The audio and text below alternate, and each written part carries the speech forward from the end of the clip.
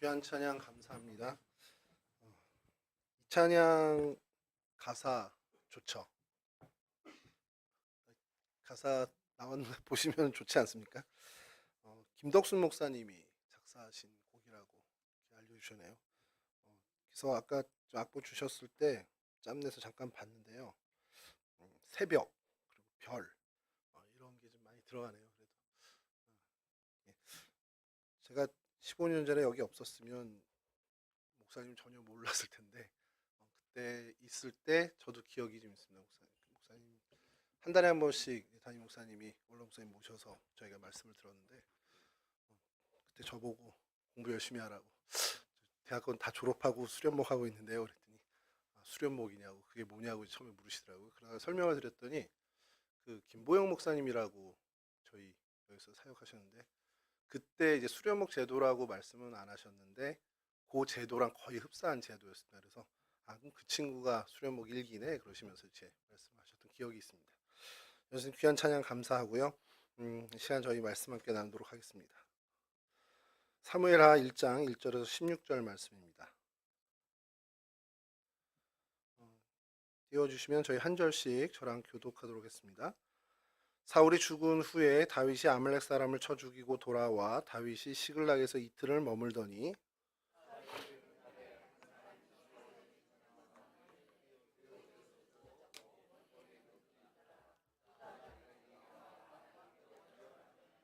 다윗이 그에게 묻되 너는 어디서 왔느냐 하니 대답하되 이스라엘 진영에서 도망하여 왔나이다 하니라.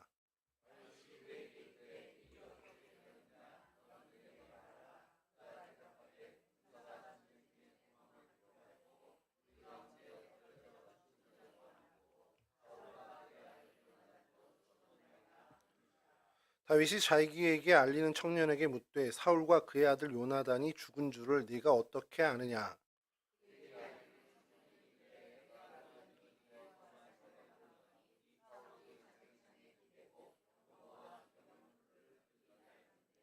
사울이 뒤로 돌아 나를 보고 부르시기로 내가 대답하되 내가 여기 있나이다 한즉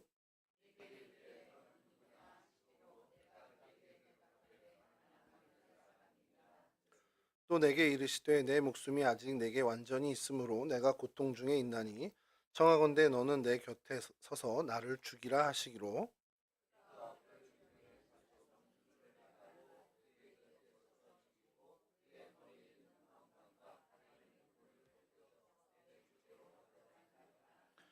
이에 다윗이 자기 옷을 잡아 찢음에 함께 있는 모든 사람도 그리하고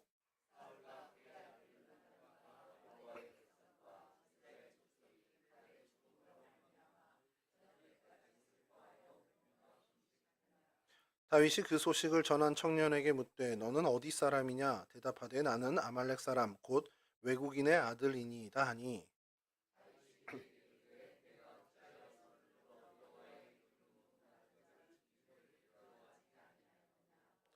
다윗이 청년 중 한 사람을 불러 이르되 가까이 가서 그를 죽이라 하매 그가 치매 곧 죽으니라.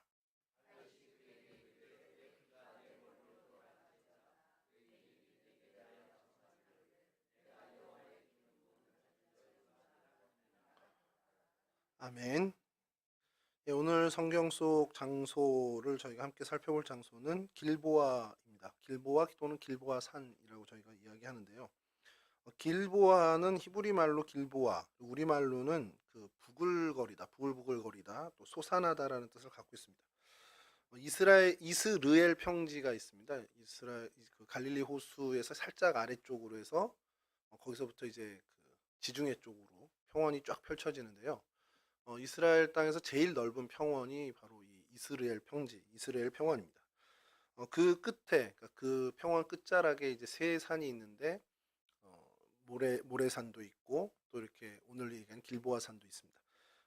그 산 중에 이제 끝자락에서 남쪽 경계가 되는 이 산이 바로 길보아 산인데요.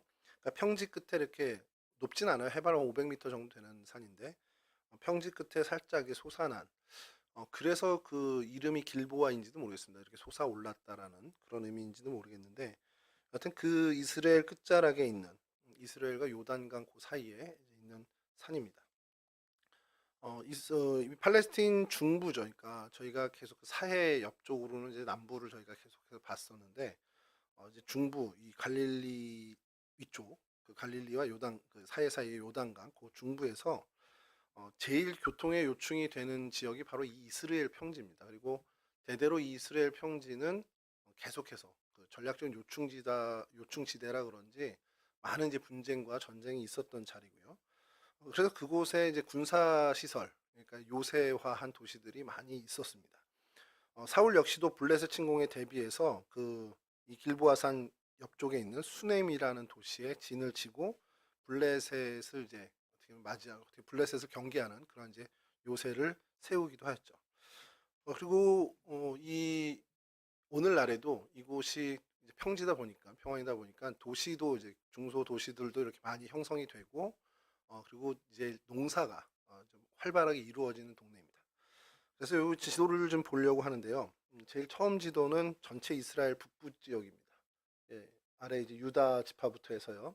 쭉 하고 므낫세 지파가 이제 딱 중심을 잡고 있고 그 므낫세 지파 북쪽에 이사갈과 경계에 이르는 그쪽이 이스라엘 평지인데 그 제일 오른쪽 끝쪽이 바로 길보아 산이 있습니다. 근데 건너편에 이제 요단 동편에 세 지파 있죠. 루벤 그리고 므낫세 갓 지파 이렇게 있는데 거기가 이어지는 길보아 산인데 잘 안 보이실 겁니다. 그래서 좀 확대하면요. 다음 사진에 흐리긴 한데 지금 보이시죠? 길보아 산이 있고 그다음에 그 위에 모래산, 다볼산 이렇게 이어지는 그 산을 경계로 왼편이 이제 다 이스라엘 평지라고 보시면 됩니다.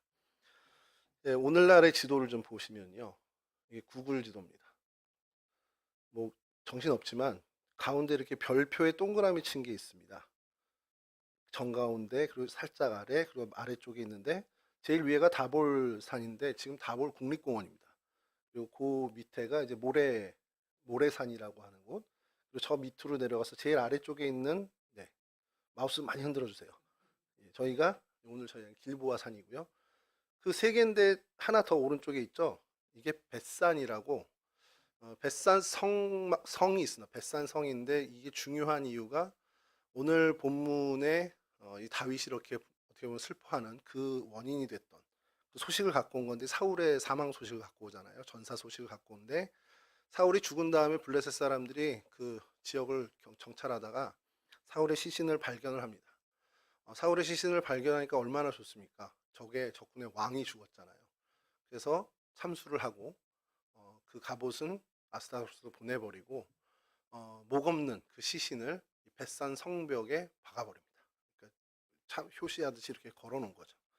뭐 이제 길앗 야벳 사람들이 밤에 가서 이제 수습을 해서 이제 길앗 쪽에 와서 이제 상수리 나무 밑에 이제 장사를 지내는 그 일은 좀 있는데 그렇게 요 지역 이 지금도 이 지역은 다음 사진을 보시면서 얘기해요. 지금 이 지역은 여전히 농지가 많고요.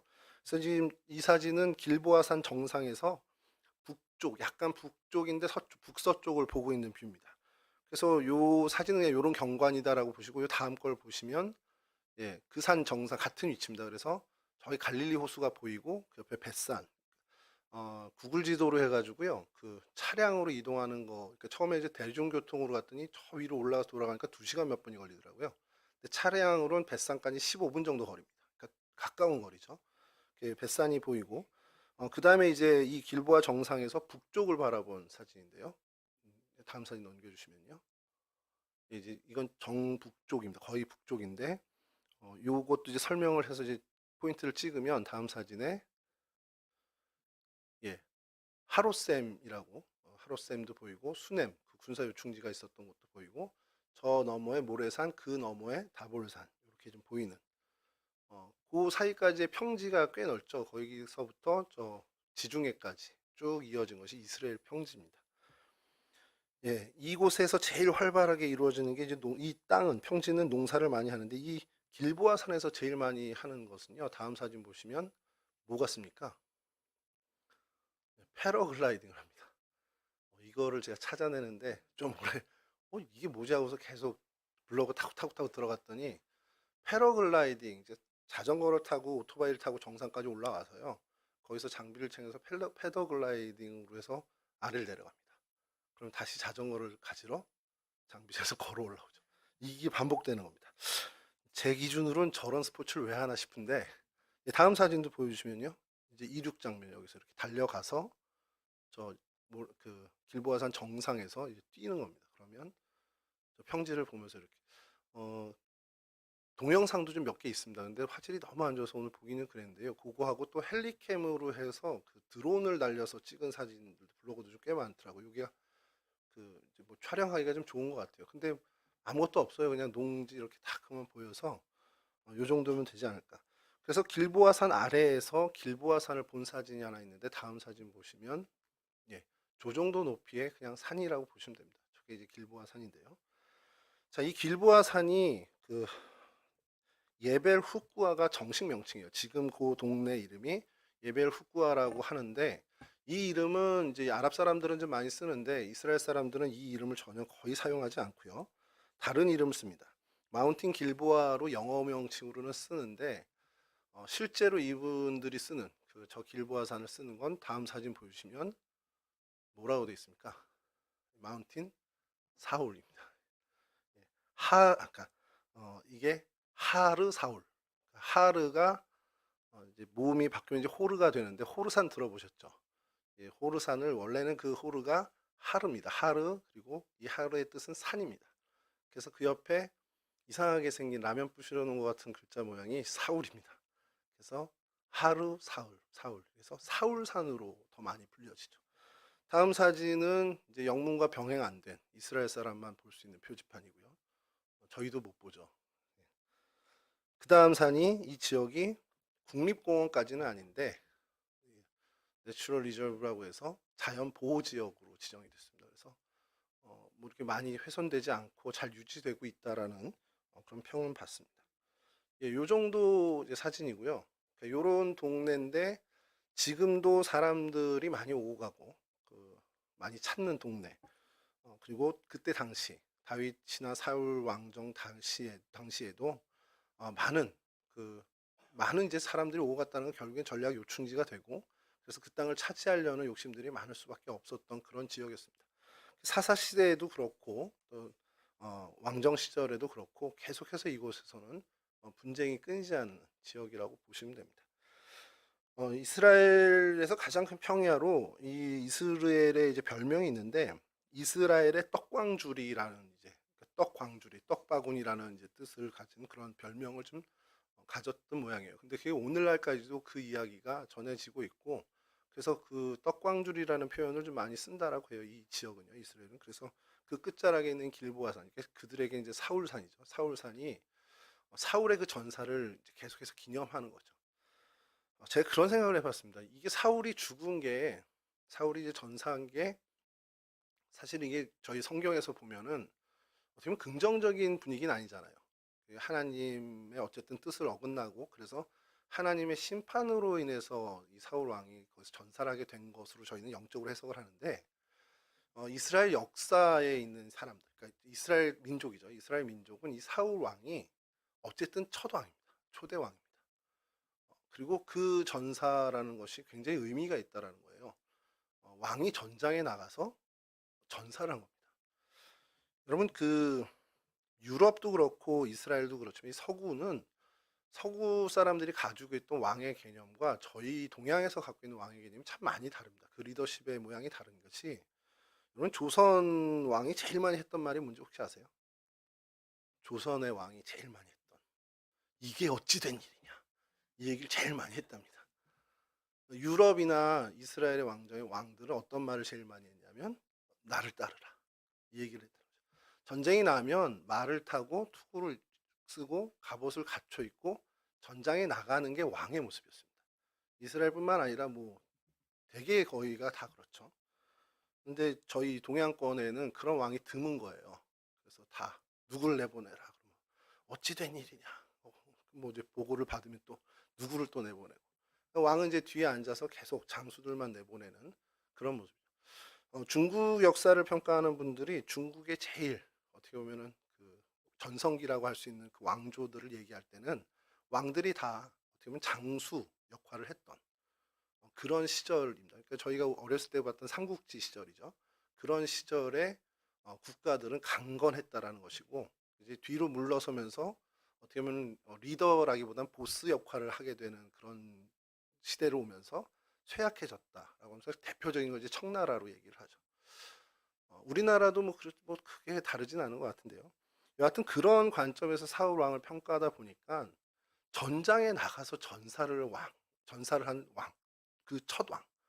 물론 이제 다윗 왕이 더 위대한데 사울 왕에 대해서는 그 영적인 어떤 부분이나 하나님의 심판 부분은 이제 다 어떻게 보면 제해지고 이 민족의 첫 번째 왕이었다라는 것이 더 어떻게 보면 초점이 맞춰지는 겁니다. 그러다 보니 이 사울이 전산, 이 길보아산, 이 산을 사울산으로 기념을 하는 거죠. 그런 생각을 하다 보니까요, 저희도 나중에는 어떻게 보면 이 시대에 막 비난을 받았던 그런 지도자들이 뭐 100년 후, 200년 뒤에는 야, 우리 조상이 말이야 이런 사람이었어 라고 하면서 좀 자랑거리가 되는 일이 벌어지지 않을까라는 생각을 하는 것이, 여러분 사도 바울의 원래 이름이 뭔지 아시죠? 사울입니다. 사울. 여기 모르시는 것처럼 보세요. 사도 바울의 원래 이름은 사울이잖아요. 사울이 왜 이름을 사울로 그 아버지가 적겠습니까? 베냐민 지파고요. 이스라엘 사람들은 자신의 지파에서 굉장히 위대한 사람의 이름을 따오는 경우가 참 많습니다. 그러다 보니까 우리 지파에서 위대한 사람이 누구지? 뭐 오늘날까지 안 오더라도 사도 바울의 시절만 와도 자기 베냐민 지파에 제일 내세울 만한 사람은 사울 왕인 거예요.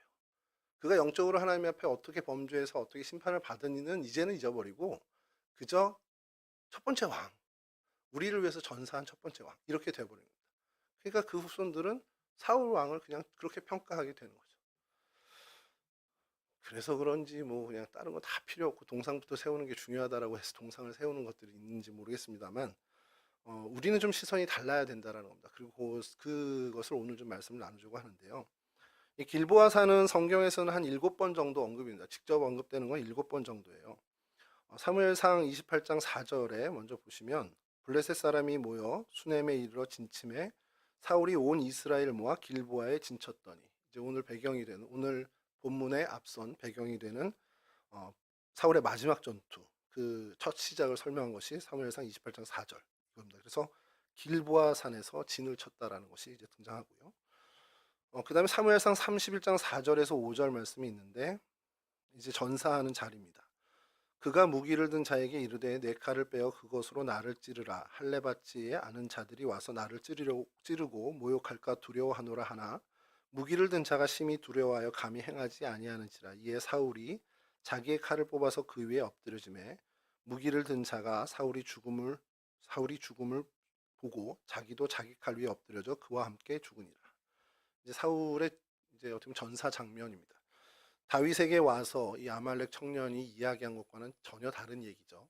그러니까 이 아말렉 청년은 사울이 죽은 이 소식이 다윗에게 기쁜 소식이 될 거라고 생각하고 이 장면을 목격하고 그걸 그대로 이제 왕관과 팔찌를 가져와서 기쁜 소식이 냅시고 이제 다윗에게 알렸다가 이제 화를 당하게 된 건데요. 실상은 사울은 자살을 하게 됩니다. 그러니까 능욕을 당하느니 자결을 하겠다고 해서 자결을 하게 되는 모습이 있는데, 이곳이 바로 길보아 산입니다. 그 다음에 사무엘하 1장 17절에서 18절에 이제 언급이 되는 것이 이 이스라엘의 패배 그리고 사울 왕의 죽음을 애도하는 다윗의 애가가 이 사무엘하에 등장을 합니다.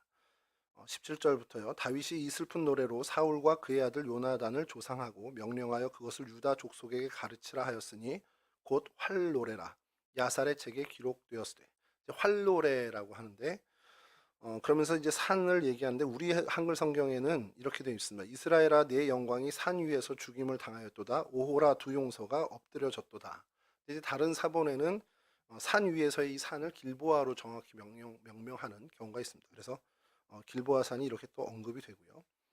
그다음에 그 사무엘하 21장 12절인데 이때는 이제 그 사울이 죽은 이후의 일을 좀 이야기합니다. 다윗이 가서 사울의 뼈와 그의 아들 요나단의 뼈를 길르앗 야베스 사람에게서 가져가니 이는 전에 블레셋 사람이 사울을 길보아에서 죽여 블레셋 사람이 벳산 거리에 매단 것을 그들이 가만히 가져온 것이라. 길르앗 야베스 사람들이 예전에 사울의 은혜를 입어서 사울의 시신을 이제 벳산 성벽에 어떻게 보면 걸려 있는 사울의 시신을 수습해다가 길르앗 야베스 상수리 나무에 이제 장사를 지냅니다. 이제 그것을 다윗이 기억했다가 이제 그 시신 뼈를 다 수습해서 사울 아버지가 이제 기스인데 기스의 묘에 이제 장사를 해주죠. 요나단까지. 이제 그 장면을 이제 얘기하는데 정확히 길보아 산에서 죽었다라는 표현을 성경에서 언급을 하죠. 성경의 언급은 대략 요 정도가 거의 다고요. 그 다음에 이제 길보아 산이나 뭐 산 혹은 길보아 이렇게 표현되는 것은 거의 없고 이제 거의 이제 뭐 그 근처에 많습니다. 뭐 하롯세물도 있었고요. 이스라엘 골짜기, 이스라엘 평지도 있었고, 그리고 이 길보아 산에서 발원하는 강의 이름이 기송강이 있는데 기송강도 있고, 기송강은 이제 드보라가 시스라와 싸울 때 이제 이 기송강이 등장을 합니다. 그리고 또 애굽왕 바로 느고가 아수르를 치러 가다가 이제 요시야 왕을 거기서 만나서 요시야 왕이 전사하게 된 그 무깃도도 이 이스라엘 평지 가운데 있고요. 그리고 사사 기드온이 미디안을 멸한 곳도 이스라엘 골짜기로 이제 표현이 되고 길보아 산의 그 근처인 이스라엘에서 멸절을 시킵니다. 이렇게 이스라엘의 어떤 역사에 간간히 계속해서 꾸준하게 등장하는 것이 바로 이 길보아 산 그리고 이어진 이스라엘 골짜기인데요. 그러니까 많은 사건 사고들이 있었습니다. 그 자리에 많이 있었는데 이 모든 사건 사고들을 단번에 어떻게 보면은 쭉 평정을 해버린 사건이 바로 사울 왕의 죽음입니다. 이스라엘 역사의 사사 시대가 끝나고 왕정이 시작되는 어떻게 보면 상징적인 인물이죠. 초대 왕입니다. 초대 왕이다 보니까 그 초대 왕의 모든 일거수일투족은 모든 역사에 어떻게 보면 관심을 가질 수밖에 없습니다. 어떤 일을 했고 어떤 치적을 했고 어떤 과오를 했는지를 모든 역사학자들이 다 관심을 갖죠.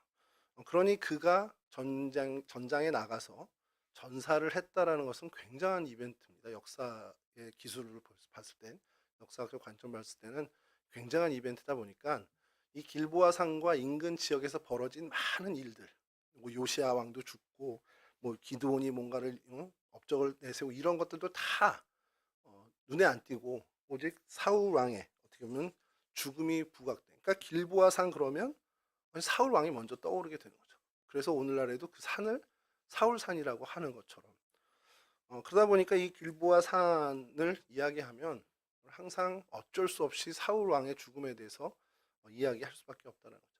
그러니까 성경의 지명 이야기 그리고 또 그곳의 사건 이야기를 할 때 길보아 산을 꺼내 놓으면 그곳에서 뭐 할 만한 건 사실 많아요. 엘리사가 뭐 왕을 해가지고 오므리가 가가지고 이제 예후가 가가지고 이제 정권을 찬탈하는 그런 일들도 많이 있는데도 불구하고 그거를 기억하는 사람들은 거의 없습니다. 여러분들도 잘 모르시죠? 예후가 난을 일으켜서 한 것이 엘리사가 이 길보아에서 시작됐다라는 것들도 잘 모르고. 그러니까 주목되는 것이 사울의 죽음입니다. 그래서 오늘도 어쩔 수 없이 저희가 사건을 좀 찾아보는 건 이 사울의 죽음에 대해서 좀 한번 저희가 좀 살펴봐야 하지 않겠냐라는 거죠.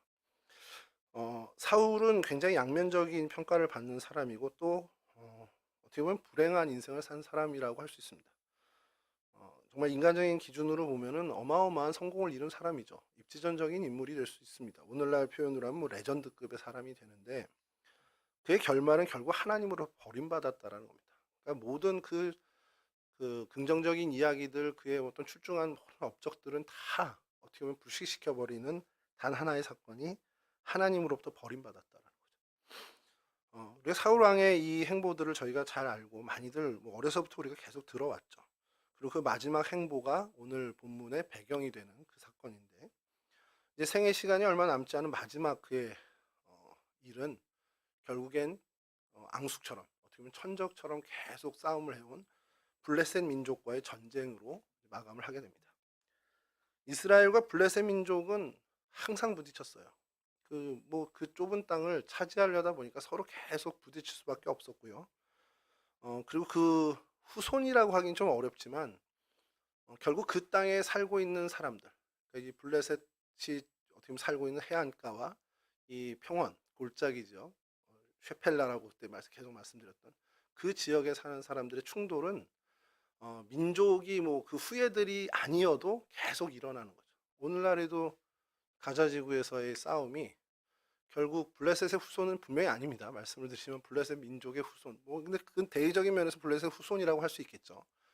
여하튼 그 지역의 가자 지구에 사는 그 민족과 지금 이스라엘 민족, 이 이스라엘 민족도 엄밀히 인종학적으로 보면은 유대 이때 당시에 이스라엘의 100% 후예냐? 그럼 그것도 또 장담하기가 어렵거든요.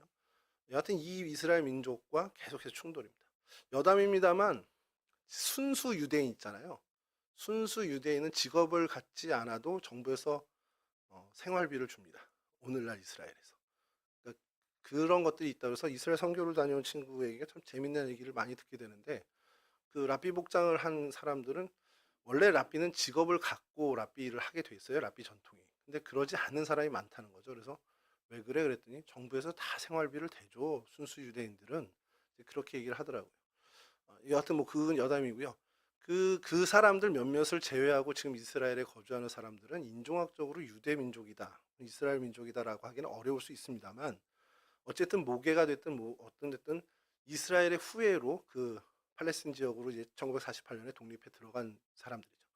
그 사람과 지금 이 블레셋 지역의 해안가에 살고 있는 팔레스틴 사람들과 여전히 충돌하고 있습니다.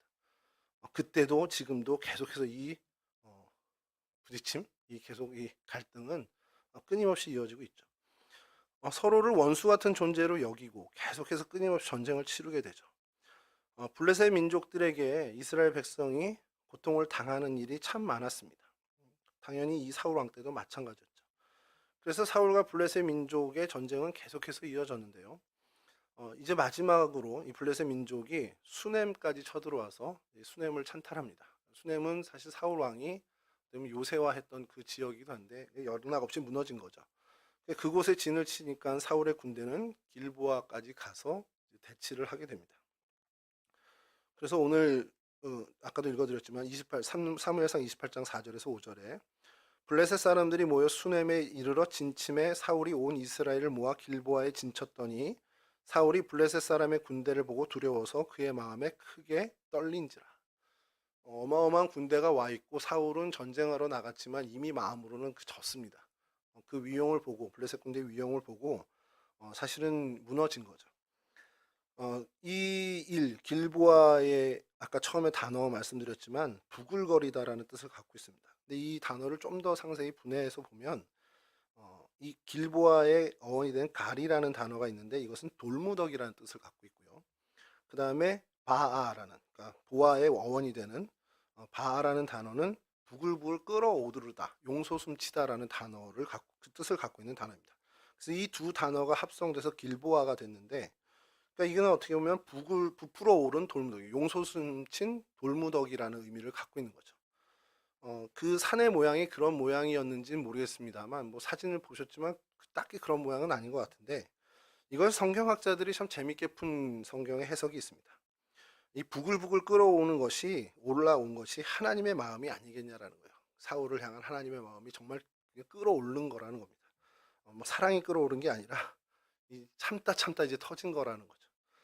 그래서 그 하나님의 마음이 끓어올라서 이 돌무더기가 결국 사울의 무덤, 사울의 인생이 그 무더기, 돌무더기에 어떻게 보면 매몰된 것이 아니냐라는 그런 영적인 해석을 가진 성경학자 이야기가 있습니다.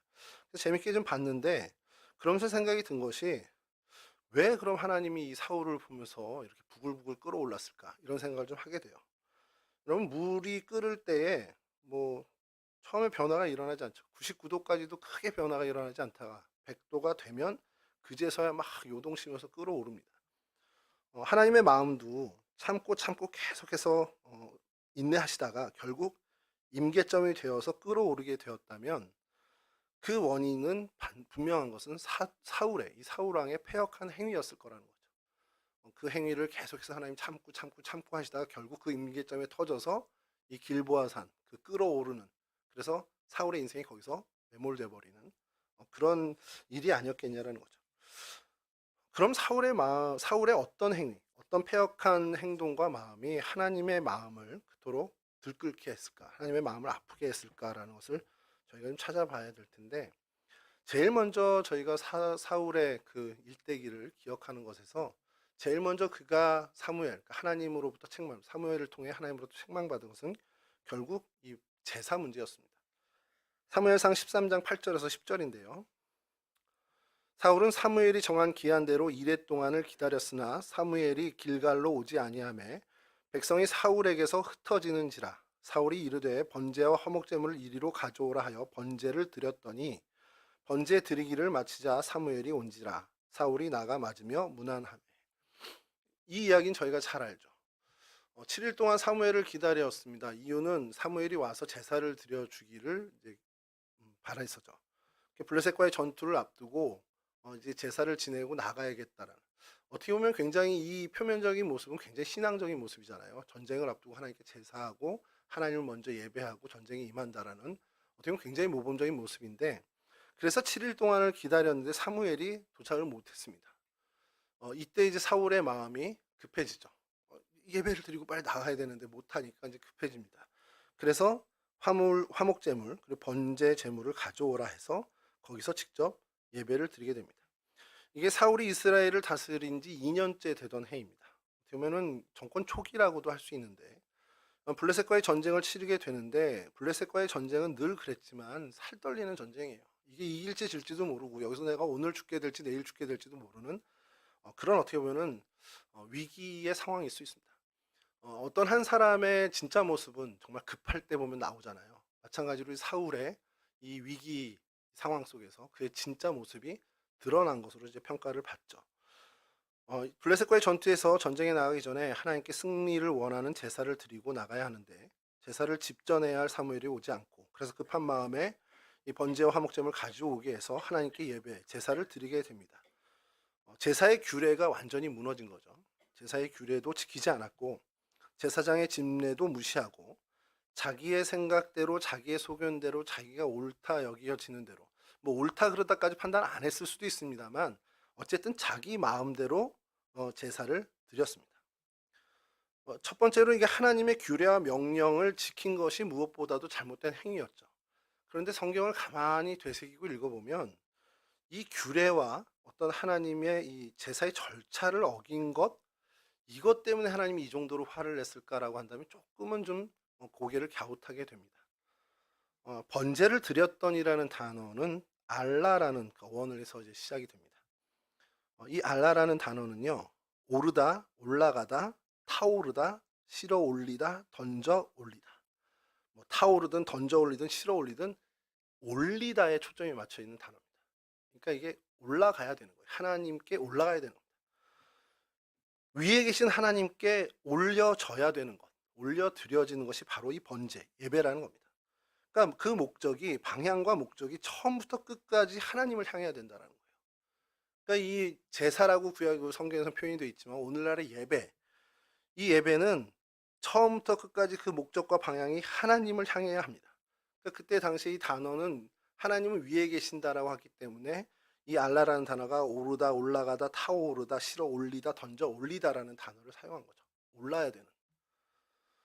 사울왕이 블레셋과 전쟁에 나가려고 하나님께 번제를 드리고 싶어 했는데, 이 번제를 드리는 이유, 그의 속마음은 뭐였냐라는 거예요. 그 번제가 목적과 방향이 하나님께 향한 게 아니라는 겁니다. 이유는 뭐냐? 이 번제를 드리는 이유가 이렇게 설명되고 있습니다. 사무엘상 13장 11절인데요. 사무엘이 이르되 왕이 행하신 것이 무엇이냐 하니 사울이 이르되 백성은 내게서 흩어지고 당신은 정한 날에 오지 아니하고 블레셋 사람은 믹마스에 모였음을 내가 보았으므로. 자, 이래서 번제를 드렸다라는 거예요. 사무엘 없이. 그 첫 번째 이유가 백성은 내게서 흩어지고, 백성이 나에게서부터 마음이 떠나고 흩어지고 나에게 집중해야 되는 그런 상황들이 다 해이해지는 그것 때문에 예배를 드렸다는 거예요. 이게 뭔 말입니까? 하나님을 향한 게 아니라는 거예요. 하나님의 영광을 위해서 목적과 방향을 하나님께로 향한 게 아니라 그 번제, 그 제사의 목적이 자기 자신이었다는 겁니다. 백성들의 마음을 잃어버린다. 잃어버리게 되면 리더십이 상실되는 나. 그것이 이 제사의 목적이었다는 거죠. 정해진 규례도 무시한 제사였지만 더 중요한 것은 제사의 본래적인 목적, 본래적인 정신의 어떤 훼손이었다는 거죠. 하나님의 정해놓으신 뜻과 완전히 충돌되는, 하나님의 마음에 절대 들지 않는 어떻게 보면 망령된 행위였다라고 평가를 하는 겁니다. 사무엘이 이에 대해서 얘기하죠. 당신 이렇게 했으니 앞으로 하나님이 하나님 마음에 맞는 사람을 구해서 이 백성의 지도자로 삼을 것이다. 결국 하나님이 참고 결국 이것을 하나님께서 이제 사울을 버리시는 것을 선언하는 거죠. 결국 이 제사로 인해서 하나님의 마음은 사울에게서 떠나게 됐고 왕권 역시도 다윗에게 옮겨지게 된 그 첫 출발이 된 사건이 바로 이 번제 사건입니다. 사울이 굉장히 크나큰 실수를 하나님께 저질렀죠. 여러분, 이렇게 하나님께 드리는 제사가 중요하다는 것을 저희가 좀 생각해야 됩니다. 우리는 어떠냐라는 거예요. 우리의 예배의 방향이 정말 온전하게 하나님을 향하고 있냐라는 거죠. 내 기도가, 내 예배가, 내 믿음의 삶과 생활이 그 목적과 방향이 정말 하나님께로 향해져 있는지 아니면 하나님이 아닌 나에게로 향해 있는 것인지를 좀 정말 진중한 마음으로 우리가 생각해야 한다는 거죠. 형식적인 예배, 십자가 복음은 없고 정말 스스로 높이는 예배라면 하나님은 절대 받으시지 않는다는 것. 익히 잘 알고 있고 우리 이거 더 얘기할 필요도 없는 거죠. 우리의 예배는 오직 예수 그리스도를 높이고 주님의 십자가 보혈이 드러나는 예배가 되어야 합니다. 나는 사라지고 주님만이 드러나는, 주님의 뜻이 더 집중되어지고 주님의 뜻을 더 생각하고 그 뜻을 준행하고자 하는 결단이 있는 예배가 되어야 한다는 거죠. 예배라는 것 자체가 그렇죠. 한자어 자체가 나는 완전히 바닥으로 엎드려지고 그래서 드러나는 것은 주님만이 되어야 한다는 것. 그러니까 나는 사라지고 주님의 뜻이 드러나고 주님의 뜻만이 어떻게 보면 빛나는 그런 것이 예배여야 한다는 겁니다. 예배는 이런 거구나 생각하면서 드리면 우리가 그럼 예배가 드려질까? 그래. 예배는 이런 거지 하고서 정말 예배 하나, 이거, 둘 이렇게 해서 저희가 머리로 생각하고 맞아, 예배는 이렇게 하는 거지 라는 생각을 가지고 예배를 드리면 그 예배가 될까요? 정말 온전하게 될까요? 그렇지가 않다라는 겁니다. 여러분, 이게 왜 그러냐면 사실 우리 예배의 태도, 우리 예배 모습은요, 평소 하나님을 향한 우리의 자세가 드러나는 자리이기 때문에 그렇습니다. 평상시 내가 하나님에 대해서 어떠한 자세, 요즘 젊은 애들이 그런 표현하는데 어떤 애티튜드를 갖고 있느냐, 하나님을 향한 평소의 나의 자세가 예배의 자리에서 드러나는 거라는 거죠. 내 삶에 하나님이 어떤 분이냐, 내 삶에 진짜 내 주인이시고 내 삶의 주관자이시고 내가 정말 사랑하는 나의 아버지, 나의 창조자, 그러한 삶을 우리가 꾸준하게 산다면 우리의 방향은 정말 하나님께 온전히 가 있겠죠. 그럼 분명 우리가 하나님께 드리는 예배는 참되고 바른 예배로 실현된다라는 겁니다. 그러나 하나님에 대한 내 삶의 자세가 별로 그다지 신중하지 않고 무게감 없고 그저 내 소원을 이루어주시는 분이고 힘들 때 나를 위로해 주시는 분이야. 그리고 램프의 지니 같은 내 소원을 성취해 주는 그냥 그런 정도의 하나님으로 내가 자세를 갖고 산다면, 물론 하나님에게도 그런 모습이 있죠. 내 소원을 이루어 주시고 나를 보호해 주시고 나를 위로해 주시는 그런 모습이 분명히 있지만, 내가 하나님에 대한 자세가 그냥 내 소원을 위해서, 내 뜻을 위해서, 나의 안위를 위해서 존재하는 분이다라는 자세를 갖고 있다면 그 사람의 예배의 자리는 하나님을 향한 예배가 드려질 수가 없다라는 겁니다. 예배가 이런 거지, 오늘 예배학 공부했는데 이거지, 머리로 생각하고 예배의 자리에 나왔다고 해서 그 예배가 온전해지는 게 아니라는 거예요. 평소에 내 삶에 하나님에 대한 나의 자세가 쌓이고 배어 있지 않는 한 우리는 절대 그러한 온전한 예배를 드릴 수 없게 된다는 겁니다. 그러니까 사울을 보면서 우리가 깨달아야 되는 것은, 사울이 지식적으로는 몰랐겠냐라는 거예요. 하나님께 번제를 드리고 하나님께 화목제를 드리는 것을 몰랐겠냐라는 거예요. 그가 하나님을 향한 그의 자세가 결국 이랬다는 거예요. 나의 왕권을 유지해 주기에 정말 힘 있는 분, 내 왕권을 지키기 위해서는 정말 이분에게 매달려야 돼 라는 그런 삶의 자세를 갖고 있었기 때문에 망령된 제사를 드리는 그런 사람이 될 수밖에 없었다는 겁니다. 여기 잠깐 격가지지만 다윗은 이와 같지 않았다는 거예요. 여러분, 다윗도 사실 법궤를 옮길 때 몰랐겠습니까? 그 수레에다 옮기면 안 된다는 걸 몰랐겠냐는 거죠. 그런데도 그 실수를 하잖아요. 근데 그의 삶의 자세는 하나님을 향해 있었다는 겁니다. 그래서 그 삶의 자세가 어떻게 보면 정말 온전한 하나님의 사람으로 살아가고 하나님께 예배드리는 자로서 성공할 수 있었다라는 것이죠. 결국 하나님을 대하는, 하나님을 향한 내 자신의 자세가 어떻게 돼야 되는지를 굉장히 우리는 생각해야 되고 그것에 더 집중해야 된다는 것이죠. 주일인데 나 예배 못 갔어. 그거 하나로 바르바르 떠는 게 아니라 내 삶의 자세가 하나님은 나에게 어떤 분인가라는 것을 매일 묻고 매일 점검해야 할 필요가 있다는 겁니다. 하나님을 끌어오르게 한 사울의 행위는 또 하나가 있죠. 잘 알고 있는 불순종의 모습입니다. 아말렉 민족을 모두 멸절하라는 하나님 말씀에 불순종했습니다. 사무엘상 15장 8절에서 9절인데요.